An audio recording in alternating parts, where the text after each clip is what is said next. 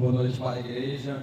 É um privilégio estar podendo louvar vocês, cantando os hinos ao Senhor, vendo aqui o momento missionário, as dificuldades dos irmãos, e poder estar aqui em união, orando uns com os outros. Hoje a carta, irmão, que vamos ler, é mais uma carta vinda pelo apóstolo Paulo. Ela foi escrita, como a gente já conhece, em muitas epístolas do apóstolo Paulo, e em muitas cartas, possivelmente ali, durante a primeira prisão dele em Roma, ali pelo ano de 60 ao ano de 62. A gente vai ler hoje, nosso texto, é da cidade de Colossenses. Os irmãos já estarem localizados, não falando do versículo ainda, mas para já estarem sabendo. A cidade que está localizada, irmãos, o destinatário da carta, que é essa igreja, fica situada ali na província da antiga Ásia Menor, que é também a atual Turquia. Era uma cidade pequena, uma cidade de Colossos, mas muito influente, tanto comercial quanto culturalmente. A igreja que a gente vai falar hoje é a igreja fundada por Epáfras, ali um colaborador de Cristo, também um companheiro de prisão de Paulo, como a gente pode ver ali em Filemão. No Filemão 1:23, Paulo está escrevendo e fala de Epáfras, meu companheiro de prisão por causa de Cristo, e envia saudações. Essa comunidade, irmãos, era em maior número, composta ali por gentios convertidos ao cristianismo. Ali, o contexto histórico e religioso dessa cidade era complexo, uma mescla de influências e desafios. Influências religiosas, a cidade era um caldeirão de religiões entre o paganismo. Ele competia com o judaísmo e outras filosofias, ali sempre procurando tomar lugar do cristianismo. E uma das que mais tomava ali a mente, somente invadia as igrejas, era o gnosticismo. O gnosticismo é uma religião que ensinava a existência de um conhecimento secreto para alcançarem a salvação. Paulo escreveu essa carta para confrontar as heresias, especialmente esse gnosticismo, que ameaçava as comunidades, a fé da comunidade cristã. Paulo buscava fortalecer a fé dos colossenses em Cristo, reafirmar sua autoridade apostólica e oferecer orientações para uma vida cristã autêntica, diante das pressões culturais e espirituais daquela localidade. A nossa carta nos leva às profundezas dessa comunidade, onde intrigas e mistérios pairavam ali sobre a fé dos crentes. As heresias como sombras obscureciam a verdadeira luz de Cristo. Paulo, como um detetive espiritual, ele desvenda esses mistérios, dessas doutrinas enganosas, e acaba revelando o que é mais importante, a verdadeira primazia e suficiência de Jesus. Obrigado. No capítulo 1, ele começa a desvendar esse mistério, mostrando a supremacia incontestável. Um texto que muitos dos irmãos devem conhecer, a supremacia de Cristo, onde ele fala, ele é a imagem de Deus, o Deus invisível. Hoje tem música, tem muita coisa, é algo que foi escrita centrada ali para a defesa do Evangelho, para mostrar, apontar verdadeiramente para o centro do Evangelho, que é Cristo. Queria mostrar a supremacia incontestável de Cristo sobre todas as coisas. O gnosticismo, mais uma vez, com suas múltiplas emanações divinas, tentava obscurecer a verdade do Evangelho, reduzindo Cristo a uma simples figura entre muitas outras, como a gente conhece das outras religiões hoje também. Mas Paulo, como um verdadeiro guardião da fé da comunidade, revela a Cristo como um único e verdadeiro caminho para a salvação. Irmãos, hoje o texto que vai ser exposto é o texto de Colossenses, capítulo 1, os irmãos já podem abrir capítulo 1, dos versos 24 ao 29. Colossenses, capítulo 1, dos versículos 24 ao 29.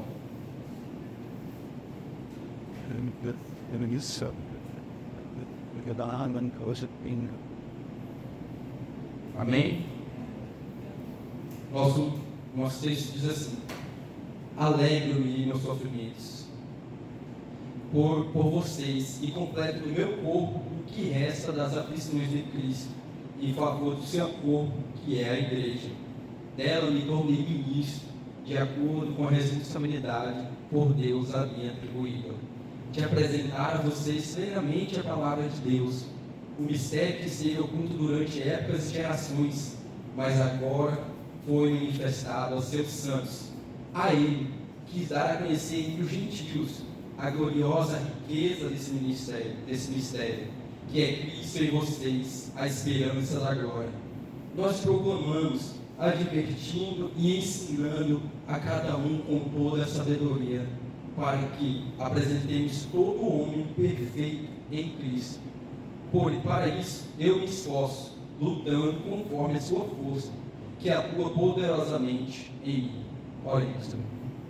Querido, grandioso, majestoso e eterno Deus, nós te louvamos, Pai, porque Tu és santo, Tu, Senhor Deus, revela-te a nós, Senhor Deus, e nós podemos te conhecer verdadeiramente, Senhor Deus. Obrigado por tua grande misericórdia, por hoje, Senhor, estar aqui, eu tenho intimidade para louvar, agradecer e adorar o Senhor. Principalmente, Senhor, para estarmos aqui crescendo em entendimento da tua palavra e nas verdades. É isso que nós choramos, abençoa a mensagem que faz os nossos corações, principalmente a mim. Senhor Deus, todas as aplicações possam estar, Senhor, ali, não somente intelectual, mas principalmente na nossa vida prática, no dia a dia. Em nome de Jesus. Amém. Irmãos, aqui Paulo está trazendo a refutação dessas heresias, como eu já mencionei. Heresias que faziam com que muitos perdessem a certeza de Jesus Cristo, que Jesus era o Cristo, o Salvador, o Messias, ressaltando a sua supremacia e incontestável. A visão de nós indicava a existência de inúmeras emanações de Deus, que eram como os raios. Eles tinham essa visão de como os raios que emanam o sol eram os deuses deles. Essas emanações eram consideradas entidades espirituais, isto é, eram tidas como os anjos que deveriam ser venerados. Cristo era visto apenas em mais uma dessas emanações, mais um anjo, mais um Deus, um anjo entre muitos outros. Naturalmente, esse ensino, como a gente já consegue perceber, depreciava a pessoa do Salvador, o que motivou Paulo a ressaltar a sua supremacia nos versículos anteriores. Conferindo a carta, o propósito não é só de refutar a filosofia mentirosa, o gnosticismo, as religiões falsas, mas ele está querendo mostrar essa inutilidade que eles iriam aplicar para Jesus, e também promover devoção exclusiva a Cristo como perfeito e suficiente cabeça de Cristo, cabeça da igreja. Depois de Paulo falando da supremacia da sua pessoa, da sua obra de Cristo, a doutrina também, uma doutrina conhecida também depois da reforma como solos Cristo, somente Cristo. Agora Paulo vai mostrar como seu ministério é um ministério voltado para cumprir a missão de Jesus. O apóstolo agora vai falar do seu trabalho pelo Evangelho. Assim, envolto nesse mistério e confronto espiritual, o contexto da carta aos Colossenses revela uma comunidade em luta pela fé. E Paulo emerge como útil que os guiará para a verdadeira luz de Cristo, ensinando e os encorajando a permanecer firme. Irmãos, com toda a carta, a gente sabe que quando a gente lê, ela é uma carta que a gente não tem as perguntas, mas conforme a gente vai lendo a carta, a gente vai supondo por que Paulo estava escrevendo tanto aos Coríntios, aos Efésios e aqui novamente aos Colossenses. A gente vai ver por quê. Por que ele está querendo ressaltar a supremacia de Cristo?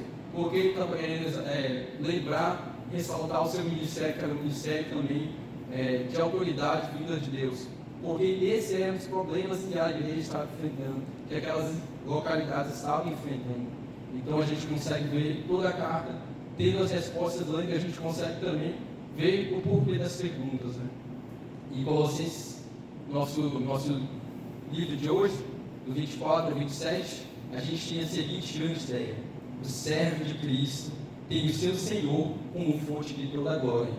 O servo de Cristo tem o seu Senhor como fonte de toda a glória. E em primeiro lugar, já quero abordar o nosso primeiro ponto, que está aqui somente para verso 24, que diz assim: o servo de Cristo tem o seu Senhor como fonte da alegria e amor.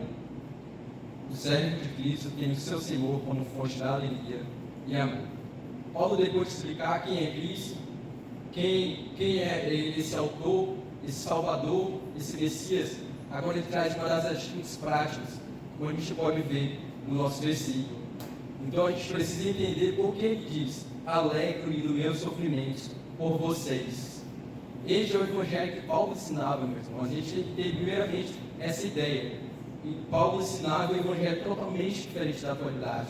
O verdadeiro evangelho é centrado na pessoa de Cristo, de fazer o nome de Cristo ser ecoado por todas as nações. Igrejas onde Jesus não é o centro estão cada vez mais sendo propagadas. Entendo? Eu não estou falando de igrejas onde Cristo não é pregado. Estou falando de igrejas que Cristo é pregado, mas mesmo assim a gente vê que ele não é o centro. Igrejas onde Jesus é pregado, mas ele não é o centro.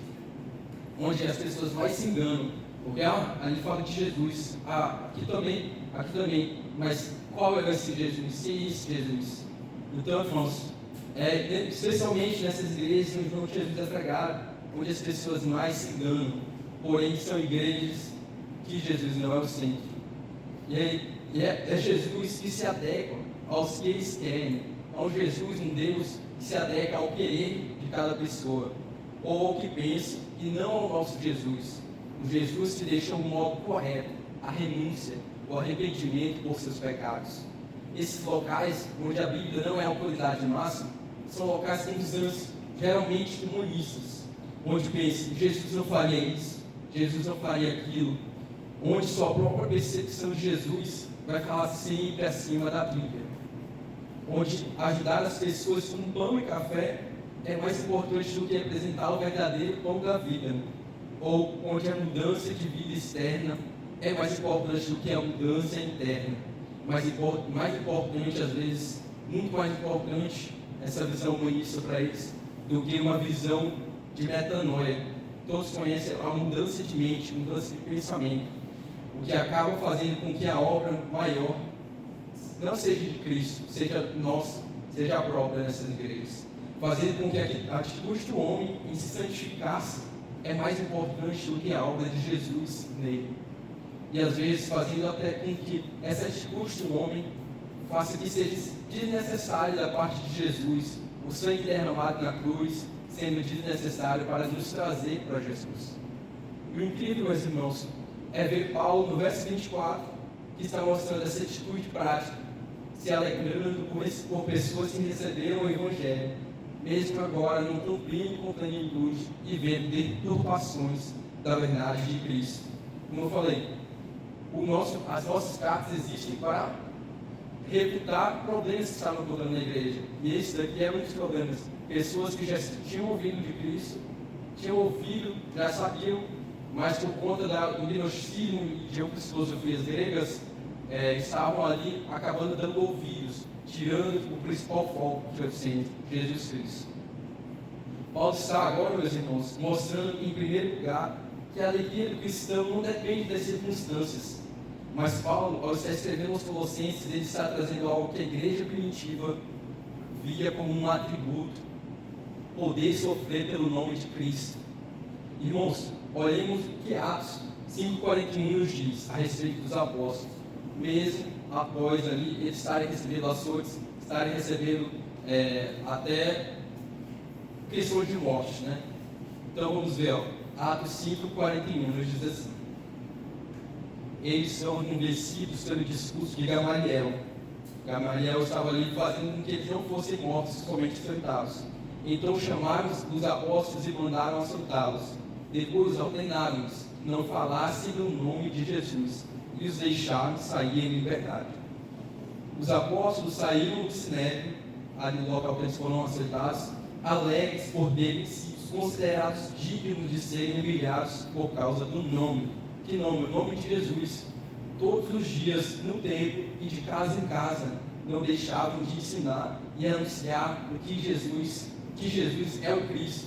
Essa é a alegria deles, irmãos. Era de propagar o Evangelho, o verdadeiro Evangelho. Eles eram muito felicidade de sofrimento para que a igreja crescesse. Meus irmãos, Paulo escreve várias vezes sobre a alegria do sofrimento que a igreja primitiva tinha. Mais um exemplo está na carta dos Filipenses, se não puderem abrir, Filipenses 1, versículo 12 ao 14.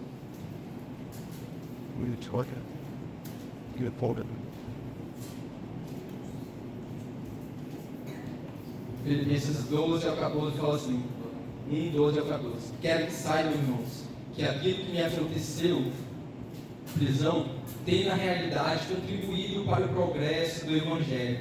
Como resultado, tornou-se evidente a toda a guarda do palácio e aos demais que estou na prisão por causa de Cristo. A maioria dos irmãos, por causa da minha prisão, tornou-se confiante no Senhor e anuncia a palavra com maior ousadia e destemor. Irmãos, Paulo escreveu sobre esses sofrimentos aqui a gente vê na primeira parte do versículo 24, ele trazendo esse contraste de estar alegre em momentos de sofrimento, em momentos de prisão, como já mencionei, como já foi dito na contextualização.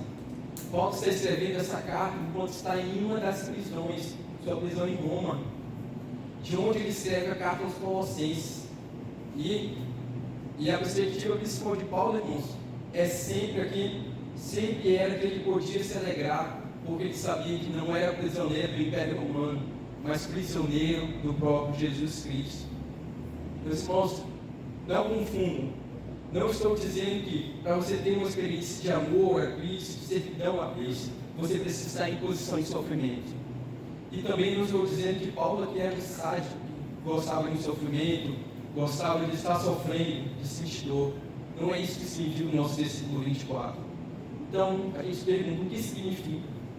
Esse sofrimento que ele sente na carne, aqui, que diz o nosso versículo, a dor física que ele sente no próprio corpo, ele sabia que não era dor por conta da personalidade dele. Não era perseguido pelo Império Romano, por outros, por conta da personalidade, nem ele era, mas por conta de Cristo. Ele era perseguido pela mensagem de Cristo. Paulo, na carta de Filipenses, fala que aprendeu a viver-se contente em toda e qualquer circunstância, toda e qualquer situação, seja bem alimentado, seja com fome, tendo muito ou passando necessidade, ele aprendeu a viver contente em Cristo.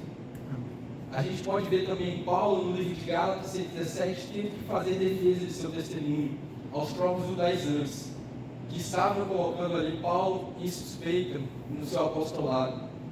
E Paulo traz as credenciais dele. Paulo começa ali no versículo 17 dizendo: sem mais, que ninguém me perturbe, pois trago em meu corpo as marcas de Jesus. Amém. Irmãos, os tais líderes, pastores, falsos evangelistas de Cristo, diante da repreensão, principalmente hoje a gente não tem essa repreensão, mas a repreensão naquela época, eles abandonavam a igreja, abandonavam o rebanho, usavam até muitos deles com desculpas para poder fugir.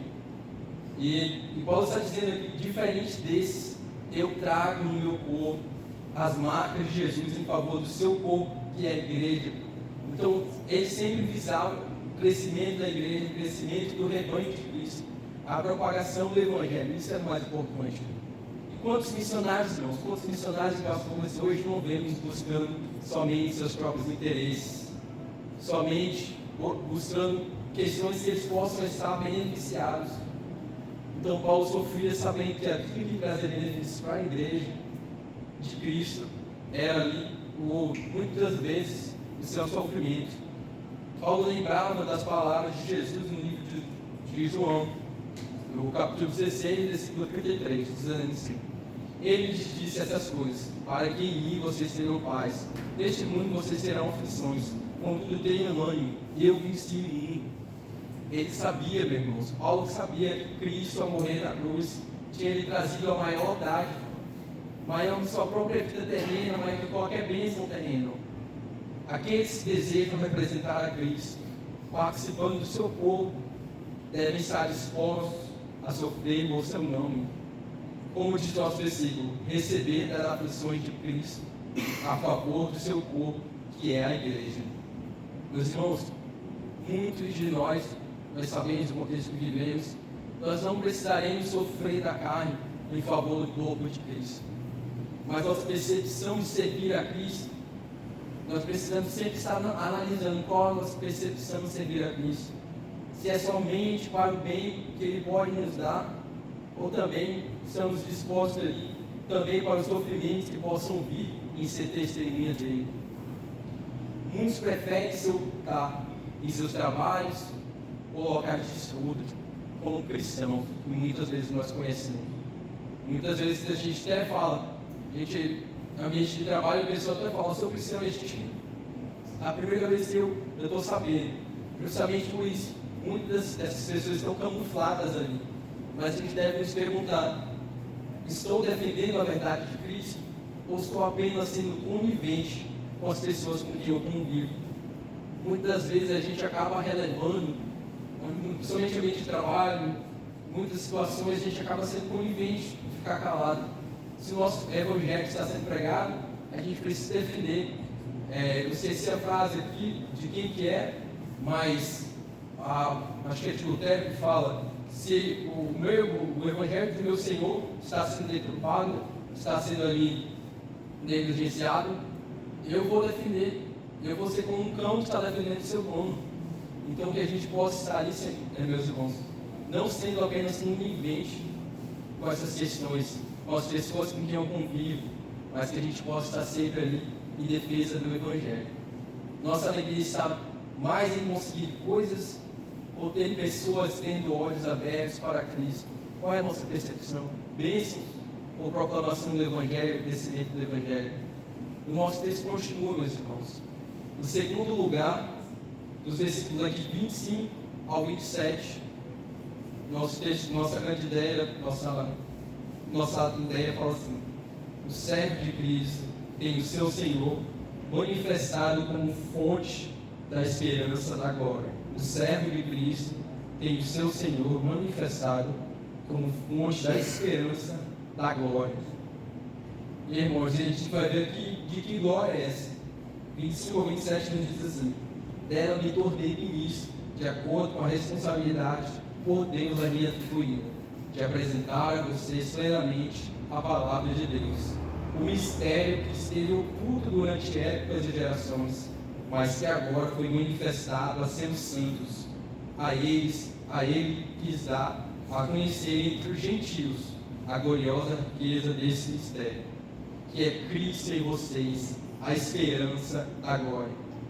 Mas aqui no nosso ponto 2, nossos versículos, ele vai abordar dois tópicos ao redor do assunto principal, que é a palavra. Ele vai abordar o primeiro, que eu vou começar a falar, é o ministério dele. Que ali a gente pode ver, voltando aqui ao nosso versículo 23, Paulo termina o versículo 23 falando: este é o evangelho do qual eu, Paulo, me tornei ministro. Então, Paulo, após falar totalmente a supremacia de Cristo, ele volta ali para a questão do ministério dele, do apostolado, e ele acaba aqui por ressaltar essa questão do ministério. E, novamente, o nosso versículo 25, ela volta a falar desse ministério. Então, Paulo acabou de o evangelho que Paulo acabou de ressaltar, o evangelho de Cristo, ele foi feito ministro. Ele vai trazer isso novamente. Agora, no versículo 25, ele traz a mesma ênfase, mas explicando um pouco mais de como ele foi feito ministro da igreja de Cristo, e ele vai mostrar também essa responsabilidade que Deus deu a ele. E é muito interessante a gente ver, a gente lembrar esse apóstolo Paulo. A gente acaba vendo só as cartas de Paulo, mas, irmãos, é muito interessante a gente lembrar quem é esse Paulo. Quem é esse Paulo que está aqui dizendo que a sua responsabilidade de ministro foi atribuída por Deus? Alguém que praticava duramente o judaísmo, um homem que cumpria com zelo cada tradição e lei judaica. Paulo, ao ressaltar isso, ele está dizendo que a atribuição que Deus dá para ele não é atribuída por ele mesmo, não poderia ser. Ele não só está se auto-designando algo, dizendo que é ministro, ou algum cargo, mas ele está trazendo uma memória aos de todos os cristãos, sabiam daquele momento, sabiam que era Paulo, a história de Paulo, de que até o momento da sua conversão era um perseguidor ferrenho da mensagem do Evangelho, de todos os cristãos. Sabiam da história, alguém que pediu, até o último momento dele, a gente vai ver aqui, que a última ação dele de ser convertido não é porque ele estava ali sentado, não é porque ele estava ali em algum lugar passeando, não. No último momento dele, que ele foi chamado, antes de ser cristão, ali no momento do judaísmo, estava indo a Damasco, após pedir aos seus superiores do judaísmo ali, para perseguir os cristãos que estavam em Damasco. E a Bíblia nos narra agora mesmo, no versículo aqui não anotei o versículo, mas eu vou falar aqui. Na sua viagem, quando se aproximava de Damasco, de repente brilhou ao redor dele uma luz que vinha do céu. Ele caiu por terra e ouviu uma voz que lhe dizia: Saulo, Saulo, por que me persegue? Saulo perguntou: Quem és tu, Senhor? Ele respondeu: Eu sou Jesus, a quem você persegue. Levante-se e entre na cidade. Alguém lhe dirá o que você deve fazer. Essa aqui é a conversão de Paulo. Alguém que, mais uma vez, ressalta, estava até seu último momento em perseguição aos cristãos. Paulo está dizendo que uma atribuição dessa, de apóstolo, de ministro do Evangelho, que ele está ressaltando, não poderia vir dele. Alguém que teve ali seu mundo virado ao contrário, como a gente fala, virado de ponta cabeça. Alguém de perseguidor de cristãos para sofredor por Cristo. Era algo que jamais teria feito sentido no Paulo do judaísmo. Isso faz nos lembrar, irmãos, de muitos. Eu não sei aqui no nosso contexto, se estão sentados, mas muitos irmãos em Cristo, pessoas muito piedosas que eu conheci, quando contavam os seus testemunhos, eu ficava desacreditado, pois antes eram apenas ímpios, mas tinham raiva de qualquer tipo de função ao Evangelho. Pessoas ali que falavam que tinham recurso de evangélico, de crente, né, como muitos falam, e eram muitas dessas pessoas. E geralmente, no final dos seus testemunhos, a gente poderia estar escutando eles falando: se eu estou pregando o Evangelho hoje, é somente por atribuição de Jesus Cristo. É maravilhoso ver a ação de Cristo na vida desses irmãos, na gente cada irmão aqui, e saber que antes éramos inimigos de Deus, mas que aprove a Deus que mesmo inimigos, aqui sabemos que mesmo inimigos de Deus, nós não fomos perseguidores de cristãos, nós não fomos ali alguém que condenou cristãos, né? Então ver alguém aqui como no livro de Atos, que fala: eu também estava convencido de que deveria fazer todo tipo possível para me opor em nome de Jesus de Nazaré.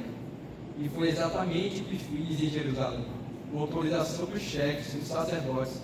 Lancei muitos santos na prisão e voltava contra eles quando eram condenados à morte. Irmãos, quem fala isso aqui é Paulo.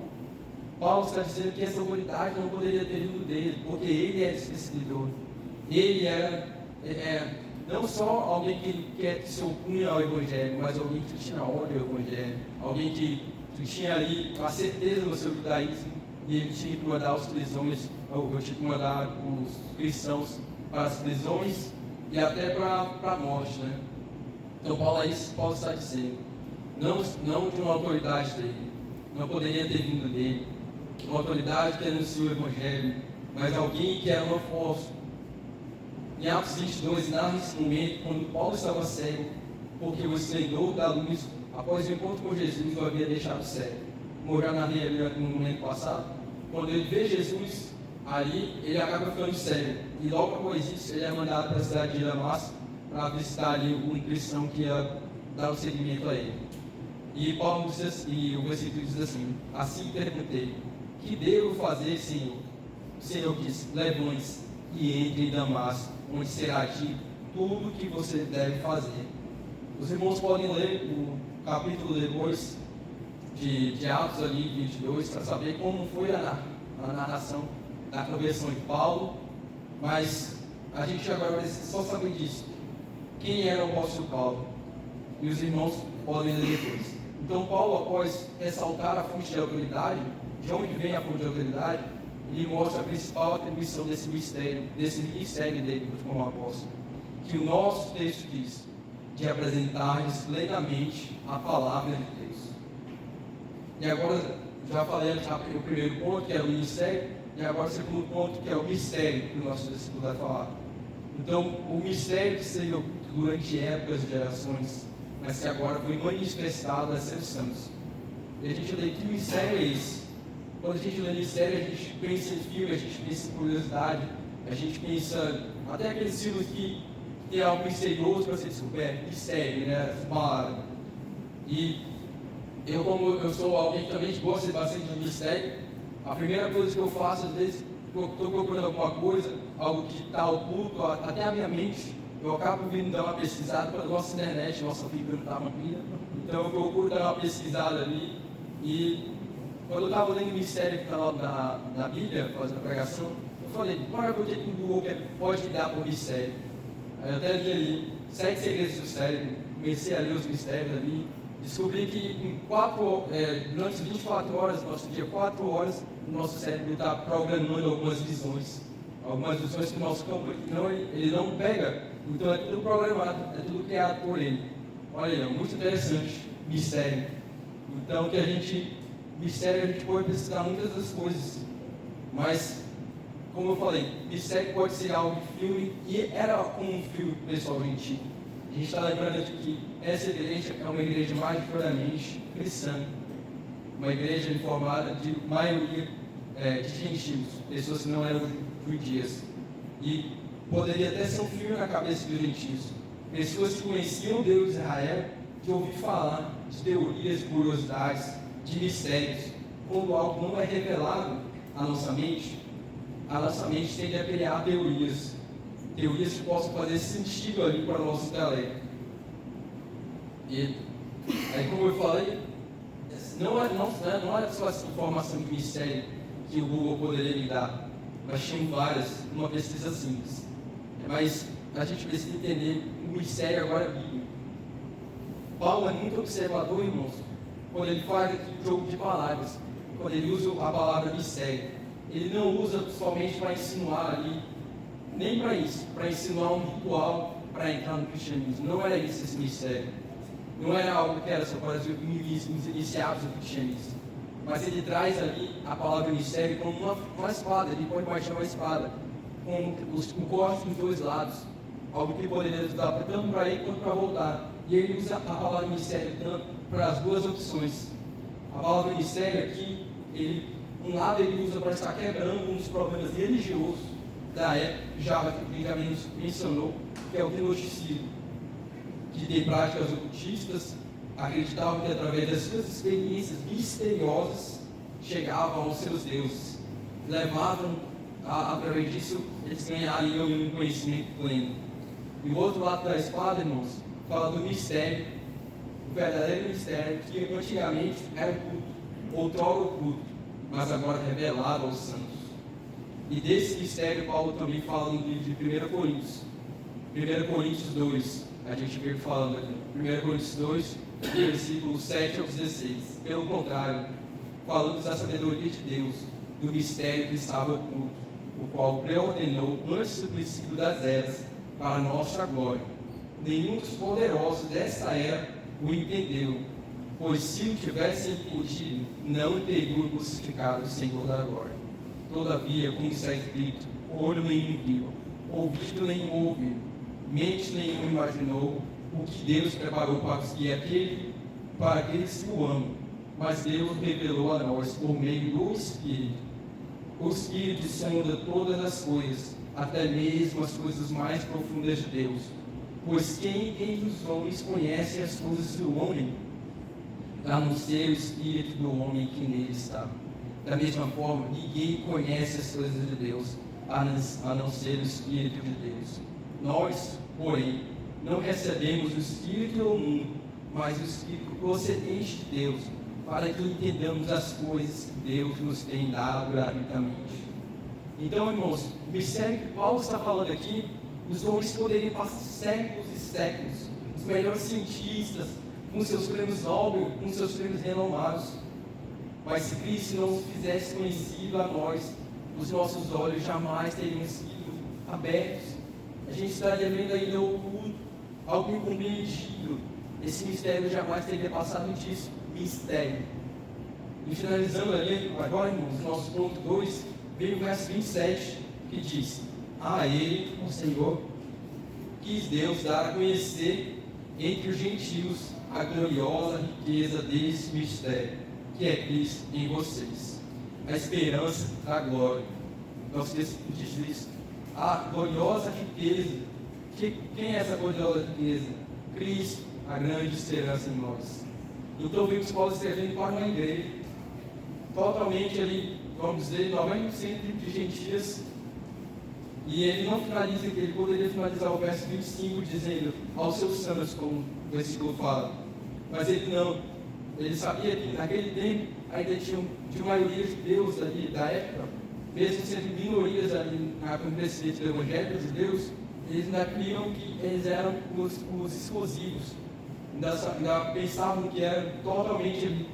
Quando falavam de seus santos, muitos assimilavam esses santos somente aos judeus naquela época, mesmo abrangendo todo o povo da nova aliança. Então, não, Paulo não vai somente ali a seus santos, mas Paulo vai além. Paulo ele fala aqui que ele relembra esse feito de grande misericórdia do nosso Senhor, dizendo que são gentios, vocês agora em Colossos não são judeus, quem não é judeu em Colossos, gentios, receberam a gloriosa riqueza desse mistério. Foi revelado a vocês também, a nós também hoje. Creio que não tem judeus, então todos nós somos gentios.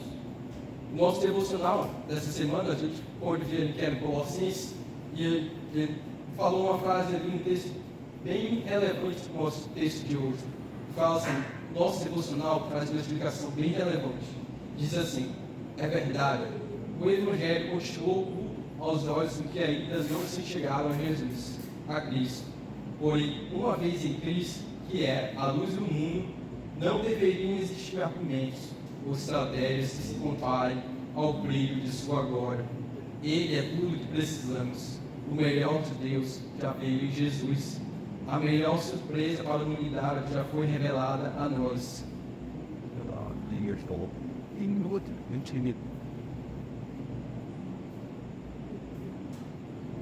Então, irmãos, a vinda do Messias, a gente sabe que já é uma vinda profetizada no Antigo Testamento. Bastante a gente vê livros, somente em Isaías, ali a gente vê a profetização da vinda do Messias, do Salvador. Porém, agora a compreensão do que foi profetizado, agora foi revelado em Cristo. Cristo já veio, Cristo agora nos deu compreensão do passado e do presente, de como todas as coisas estão satisfeitas nele, de como todas as coisas encontram significado em Cristo. Aquele que a lei, os profetas e os salmos apontavam, agora se fez carne, e cumpriu na cruz como sacrifício vivo para a redenção do seu povo, revelando o mistério. Eu tenho uma situação engraçada, porque um amigo do meu irmão, ele acabou conhecendo o Evangelho, não o Evangelho completo, mas ele teve uma certa curiosidade. E a gente, como vocês também fazem, a leitura completa da Bíblia, né? E ele falou, não, vou fazer também, eu quero conhecer, quero saber quem é esse Jesus. E ele quis conversar com a leitura da Bíblia total com a gente. Então ele está lendo ali os primeiros versículos da Bíblia, e muitas das dúvidas é como se é de alguém que não sabe o pano de fundo. A gente, eu creio que todos aqui já conhecem o Evangelho. Eu acho muito engraçado quando eu vejo os questionamentos dele. Porque ele está vendo, ei, ainda pode isso? Essa lei ainda está válida? Isso daqui, eita, como é isso? Ele ainda não sabe o Cristo ali que veio. Mesmo crescendo, a gente tem a cultura de falar, não, nós somos um país cristão, um país que Deus é pregado na escola, Deus é pregado ali. Mas não, é incrível, por incrível que pareça, eu vejo na vida dele algo que nunca foi pregado por Jesus. Algo que ele pode ter visto várias religiões, mas Jesus ele não viu, a Bíblia. Então ele está lendo ali, ele tem vários questionamentos, e eu vejo que ele não tem um plano final, ele não sabe o plano de fundo, como o pastor sempre fala. Eu já li a Bíblia, eu não vou dar spoiler, porque eu sei que Cristo ali já venceu, Cristo já ganhou, então ele não tem esse spoiler final ainda. E eu acho muito engraçado, porque a gente já tem, e esse Cristo que deu esse spoiler final, ele não só deu um spoiler como um final do script, mas ele deu para a gente o seu Santo Espírito manifestado em nós. Então, mais que a palavra, a gente tem hoje ela nos nossos corações. E isso é maravilhoso ver voltar isso aqui.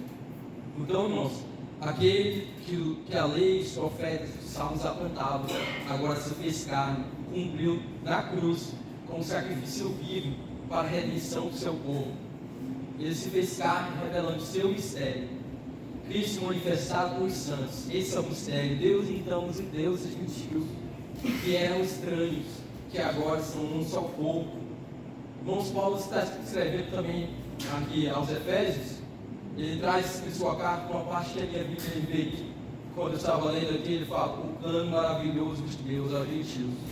Quem puder ler ali também comigo, Efésios 3. Vamos ler.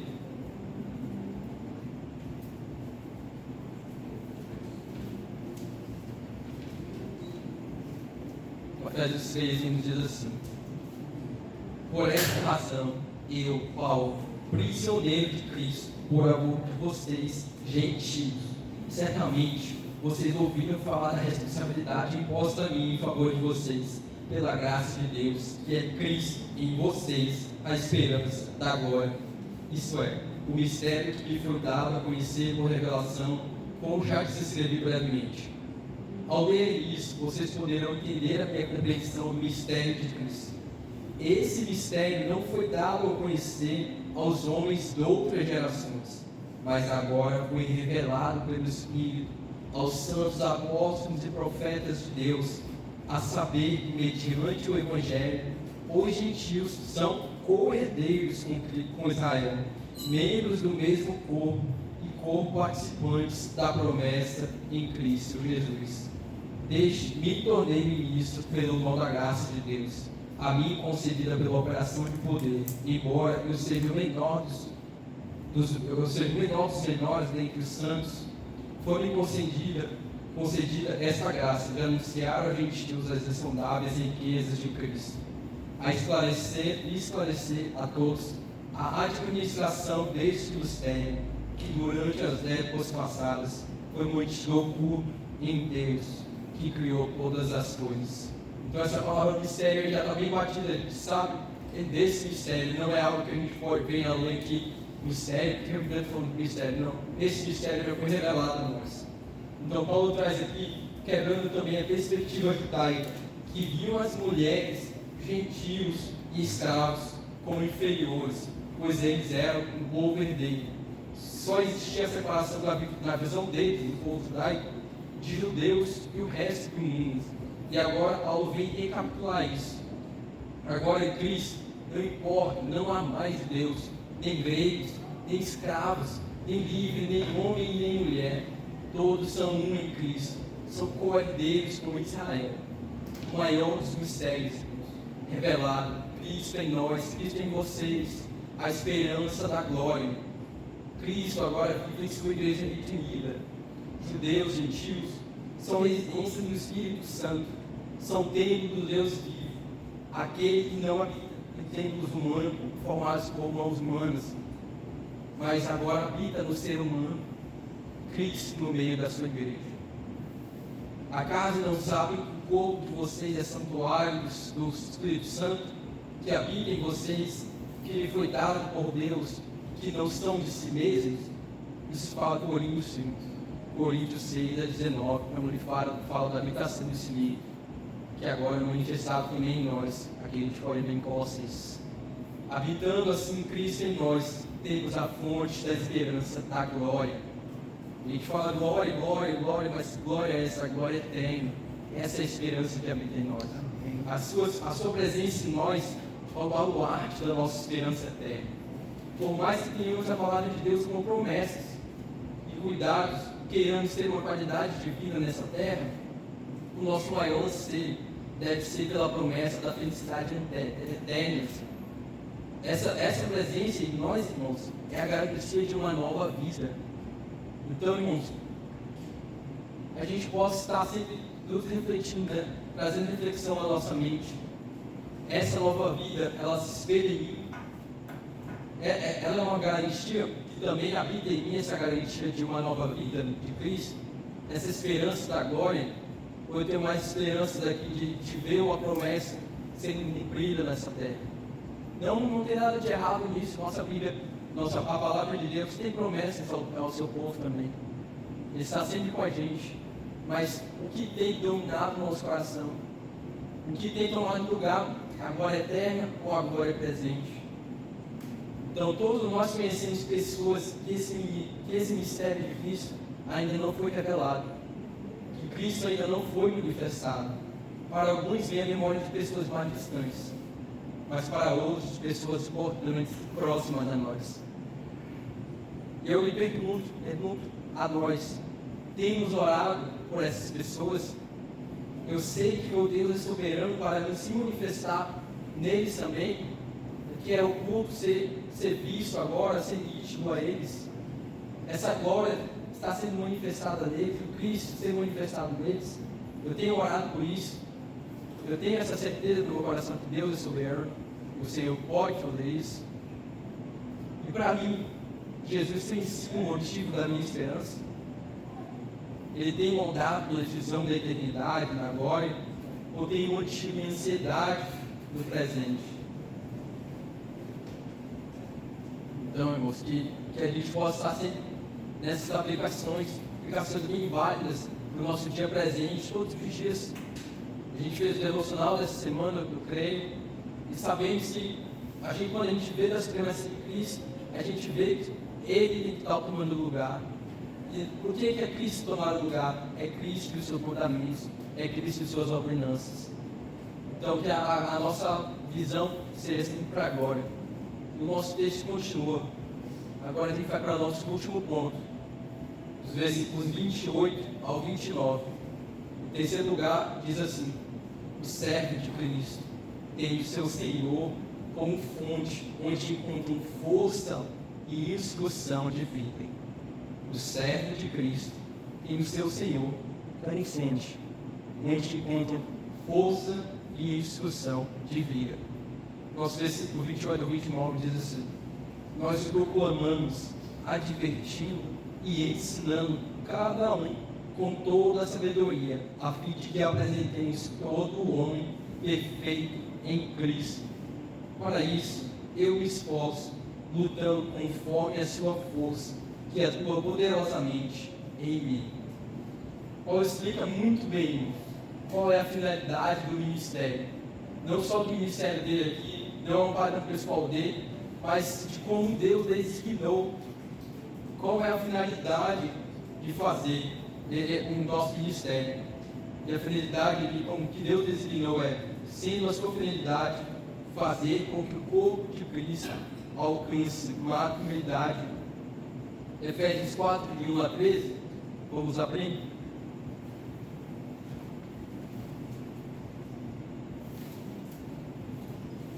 Efésios 4, de 11 a 13, desculpa.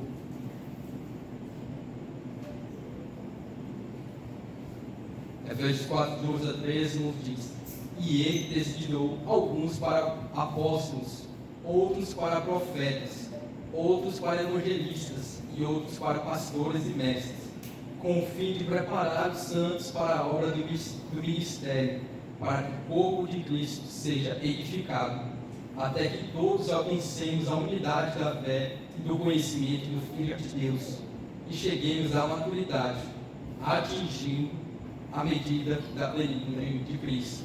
Deixe a Bíblia aberta em Efésios, que daqui a pouco a gente está voltando ali, mas vamos agora ver Paulo, assim como qualquer um de nós, missionário. Quando eu falo missionários, nós sabemos que todos nós temos chamado de proclamar o Evangelho de Cristo a todas as nações. Então esse missionário que o senhor falou daqui, não é só um missionário que vai ali com uma localidade, com uma profissão. Mas estou falando de todos nós, chamado geral. Missionários de Cristo, temos total discernimento, que a gente, o nosso texto de 28, versículo 28 diz, a gente só tem total discernimento. A gente sabe que não podemos tornar um homem perfeito. Isso é fato para nós. Porém, sabemos que como mensageiros, proclamadores do Evangelho, desse Evangelho que é instrumento de ensino, de repreensão, nós podemos advertir e ensinar com o propósito de Efésios 4, continuando dizendo. Efésios 4, do 14 ao 16, continua. O propósito é que não sejamos mais como crianças. Ele termina ali falando da plenitude de Cristo, atingindo a medida da plenitude de Cristo. E no 14 ele continua: o propósito é que não sejamos mais como crianças, levados de um lado para o outro pelas ondas, nem jogados para cá, para lá, por todo vento de doutrina. E pela astúcia e esperteza de homens que induzem ao erro. Antes, seguindo a verdade em amor, cresçamos em tudo naquele que é a cabeça, Cristo. Dele, todo o corpo, ajustado e unido, pelo auxílio de todas as juntas, cresce e edifica-se a si mesmo em amor, na medida em que cada parte realiza a sua função. Irmãos, a primeira lei, vou entrar aqui, sou engenheiro, então sei bastante física e tal. Então a primeira lei de Newton, a gente sabe que é a lei da inércia, também conhecida como a lei da inércia, né? E a gente afirma que o corpo permanece em seu estado de repouso, movimento uniforme, ou ele está parado, ou ele está em movimento contínuo, ali contínuo reto. E se não tiver uma força ali que venha, principalmente o que está parado aqui, se não tiver uma força que venha lhe empurrar, fazer uma força contra ele vai continuar parado, se as forças ao redor dele forem nulas, forem zero. E ao mesmo tempo, a gente também tem o movimento retilíneo, contínuo, que a pessoa que continua, se for um ciclo, ele vai continuar em ciclos ali, sem sair dos ciclos. Esse é o princípio da primeira lei. Então, se a pessoa não for envolvida, ela vai ficar estagnada, ela vai ficar parada. E eu não estou falando de nenhuma dessas questões. Eu não estou falando nem da pessoa que está ali parada e nem da pessoa que está se movendo. Eu estou falando aqui de uma pessoa que precisa de um empurrão, ou ela vai ficar estagnada. E também tem a definição, como eu falei, do movimento retilíneo. Não é isso que nós proclamamos, não é isso que o reino de Deus proclama. Não é essa pessoa que vai ficar inerte, nem a pessoa que vai ficar rodando em círculos. O que o reino nos ordena é que sejamos cooperadores de Cristo. A obra da redenção é dele, mas ele nos designou a missão de anunciar, de proclamar, de aconselhar, de repreender e de chamar ao lado, de amar uns aos outros.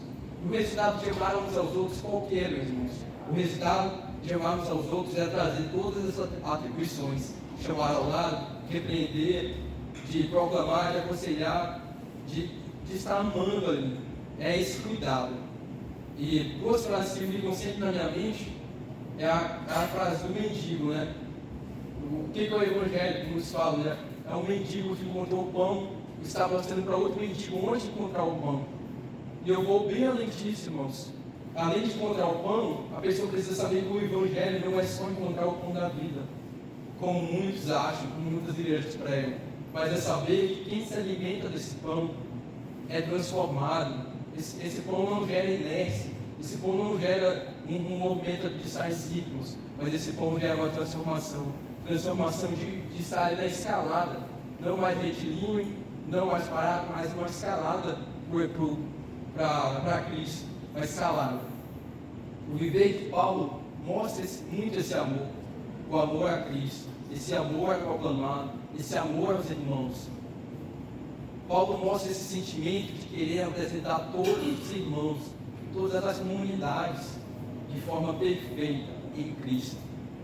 E para isso, ele se esforçava, como diz o nosso texto, lutando de uma forma não inédita, mas de uma forma que todo cristão teria que ter já como um grito de guerra, que é lutando conforme a força vinda do Senhor, que naqueles que se submetem a Ele, que se submetem ao Senhor, que confiam na sua justiça, que não vivem mais para si, mas para Ele, essa força atua poderosamente em nós. Amém.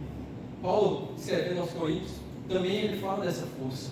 Ele fala no 1 Coríntios 15, 9 assim: mas pela graça de Deus sou o que sou, e sua graça para comigo não foi em vão. Antes, trabalhei mais do que todos eles, falando do ministério apostólico. Contudo, não eu, mas a graça de Deus comigo. Então, quando ele traz esse trabalho, trabalhei mais do que os outros, não por forças dele, não por ele, mas pela graça de Deus que estava com ele. Paulo não traz para si o mérito dessa força, do seu trabalho, do seu ministério, da proclamação de Cristo. Ele sabia que tudo era inútil, seguindo o braço dele. Ter forças para continuar a proclamar, mesmo sendo açoitado, mesmo preso, mesmo ameaçado de morte. Paulo sabia que quem dava a força necessária a ele para o seu trabalho duro era o próprio Senhor. E é incrível, irmãos, ver isso, porque cada vez que a gente vai ler, como eu acabei de ler, sempre estava mencionando um capítulo ou outro de Coríntios, de Efésios, e a gente sempre vê essa visão, essa perspectiva de Paulo, que está sempre olhando ali, sabendo que tudo que ele fazia, toda a força, tudo que ele aguentava, momento de prisão, açoites e tantas outras coisas, eram pela força que Cristo atuava nele. E também que ele se submetia a Cristo. Então, irmãos, assim como uma competição, os atletas precisam de disciplina, de dedicação e de persistência. E na proclamação do Evangelho, não é diferente, existe a máxima dedicação. Servir a Jesus não pode nos trazer comodismo, mas sim a certeza de que o Espírito que habita em nós nos capacita e nos impulsiona a sermos proclamadores, com sabedoria, ensinando, repreendendo, ajudando nossos irmãos à maturidade em Cristo, não confiando em nossas forças, mas sim nele, que é a fonte da nossa esperança. Irmãos, eu até nem completei, que eu coloquei, o Senhor tem sido a fonte.